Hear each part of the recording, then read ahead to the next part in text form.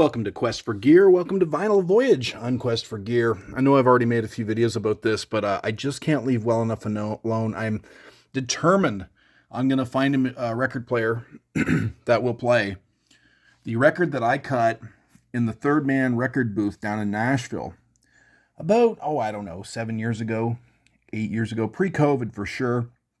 I was down in Nashville, Tennessee, and I went to Jack White's Third Man record store, and I think it was $20 US, and you get a little token, and then you give the token to someone else, which is just, it really is a token gesture. I mean, really, you could just pay them at the cash register, and they could give you a receipt and put you in the booth, but there's this whole weird exchange, I think just to add to the mystique.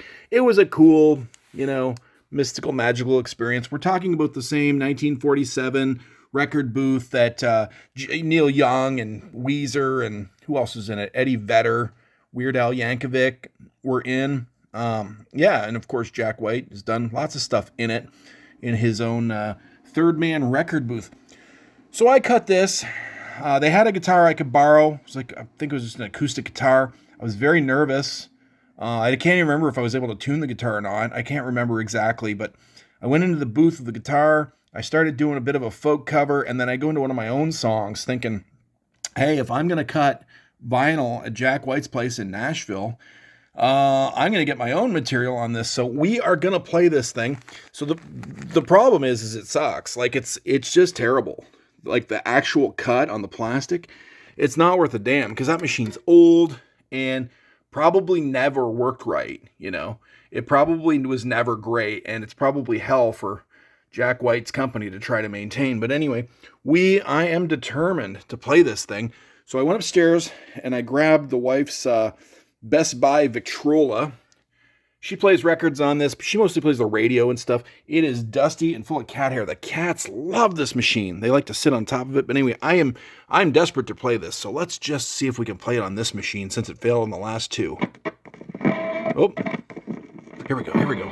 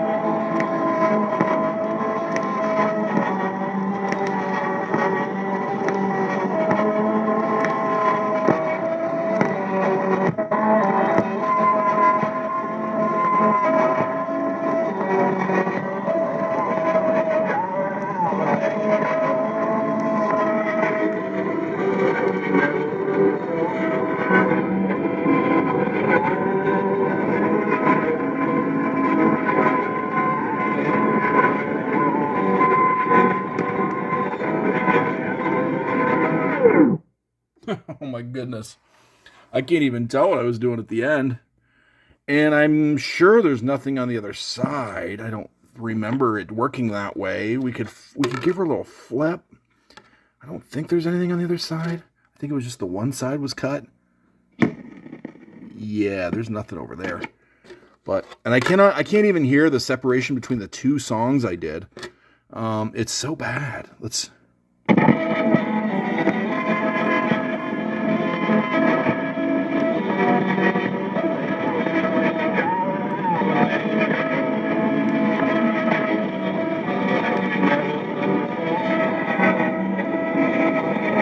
Yeah, there's no deciphering that.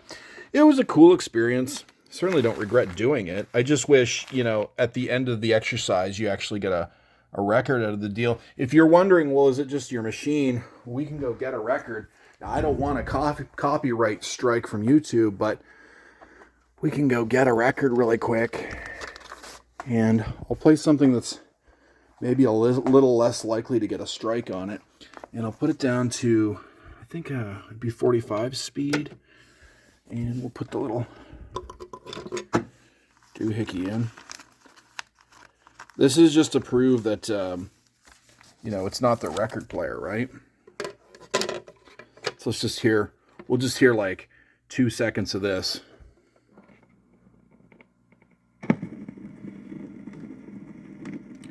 It's gonna be loud.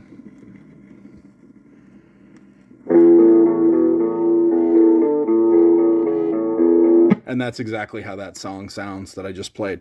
So yeah, anyway, it's the Third Man record booth.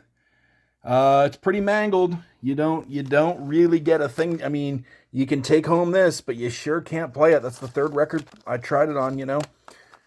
Kind of a cool experience though, but yeah. You just can't expect to take home something you can actually listen to.